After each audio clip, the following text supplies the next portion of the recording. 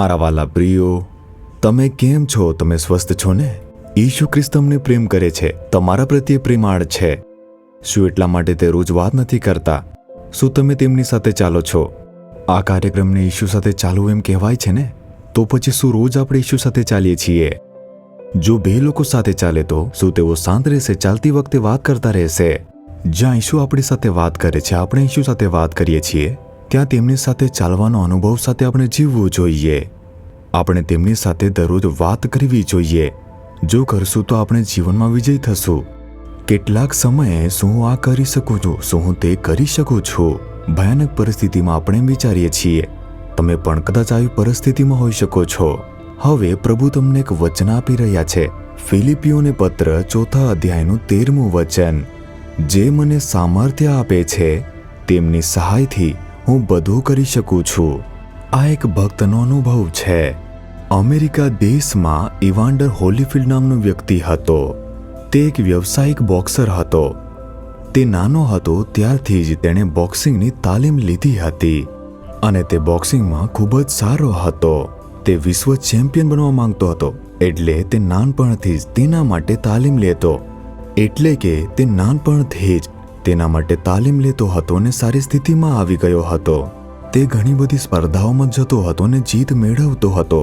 તેણે વિશ્વ ચેમ્પિયનનો સામનો કરવાનો હતો, ત્યારે જ તે વિશ્વનો ચેમ્પિયન બની શકતો હતો. તેની સામે જીતવાની જરૂર હતી.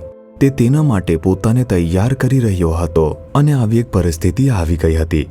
તે તેના માટે પોતાને તૈયાર કરી રહ્યો હતો અને તે સમયે જુઓ, તેના હૃદય પર એકવાર અસર થઈ ગઈ હતી અને જ્યારે તે ડૉક્ટર પાસે ગયો ત્યારે તેઓએ તેની તપાસ કરીને કહ્યું, તમારું હૃદય તે નબળું છે, તમારું હૃદય તે અસરગ્રસ્ત થઈ ગયું છે, તેથી તમારે તમારા હૃદયની સારવાર કરાવવાની જરૂર છે. કેટલાક ડૉક્ટરોએ તેની તપાસ કરીને કહ્યું, તમારે હવે બોક્સિંગ ન કરવી જોઈએ. તે તમારા જીવનને જોખમમાં મૂકી દેશે, કેમ કે તમારું હૃદય ખૂબ જ નબળું છે અને તેનાથી પ્રભાવિત છે. તમારે સાવચેત રહેવું જોઈએ. તમારે હવેથી બોક્સિંગ કરવી ન જોઈએ. તેનું સ્વપ્ન બોક્સિંગમાં વિશ્વ ચેમ્પિયન બનવાનું હતું, પરંતુ હવે જુઓ, એવું નહીં થશે. તેનું હૃદય તે કચડાઈ ગયું હતું કે મારી આવી એક નબળાઈ છે. હું આટલા બધા દિવસોથી આ જીવનભરના સ્વપ્ન માટે ખૂબ જ મહેનતી તૈયારી કરી રહ્યો હતો. ઈશુમાં વિશ્વાસ કરનાર એને એક મિત્ર હતો અને તેથી તે અમેરિકામાં થયેલી એક સભામાં ભાગ લેવા ગયો. તે બેનીહિન નામના પ્રભુના સેવક ચલાવતા હતા. તેમણે બીમાર લોકો માટે ત્યાં પ્રાર્થના કરી. જ્યારે તે સભામાં ભાગ લેવા ગયો, ઈશુના હાથે તેમને સ્પર્શ્યો અને તેમણે તેનું હૃદય સાજું કરી નાખ્યું. ઈશ્વરના સેવકે કહ્યું, ઈસુ ખ્રિસ્તે તને સાજું કર્યું છે, એટલે તું જા અને લડાઈ કર. તેને ખૂબ જ વિશ્વાસ થઈ ગયો હતો અને તે પ્રભુ પાસે ગયો. એક બાજુ ડૉક્ટરો આ કહી રહ્યા છે અને તમે મને ઈશ્વરના સેવક દ્વારા સ્પર્શ કર્યો છે અને તમે વિશ્વાસના શબ્દો કહ્યા છે. પ્રભુ, હું આગળ શું કરું? પ્રભુએ ફિલિપી 4:13ના આ વચનની દ્વારા તેમની સાથે વાત કરી કે મને સામર્થ્ય આપનાર ખ્રિસ્તના દ્વારા હું બધું જ કરી શકું છું. મારી શક્તિ દ્વારા, તમારી શક્તિ નહીં.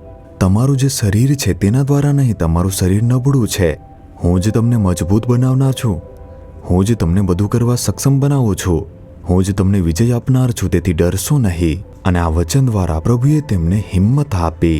તેમના હૃદયમાં એક મહાન હિંમત આવી ગઈ. તેમણે રોજ આ વચન કબૂલ કરવાનું શરૂ કર્યું કે મને સામર્થ્ય આપનાર ખ્રિસ્ત દ્વારા હું બધું જ કાર્ય કરી શકું છું. તે બળ આપે છે. ખ્રિસ્ત દ્વારા મને ખૂબ જ બળ મળે છે, શક્તિ મળે છે. જેમ જેમ તેણે કબૂલ કર્યું, એક મહાન હિંમત અને નવી સામર્થ આવી. અને ત્યાર પછી એક એવો દિવસ આવ્યો અને ત્યારે તેણે બોક્સિંગ મેચમાં ભાગ લીધો. તેને ભવ્ય વિજય મળ્યો. તેને વિશ્વ ચેમ્પિયન જાહેર કરવામાં આવ્યો. તેને એક મોટો અને ભવ્ય વિજય મળ્યો. તે કેવી રીતે શક્ય છે? ઈશુએ તેને બળવાન બનાવ્યો.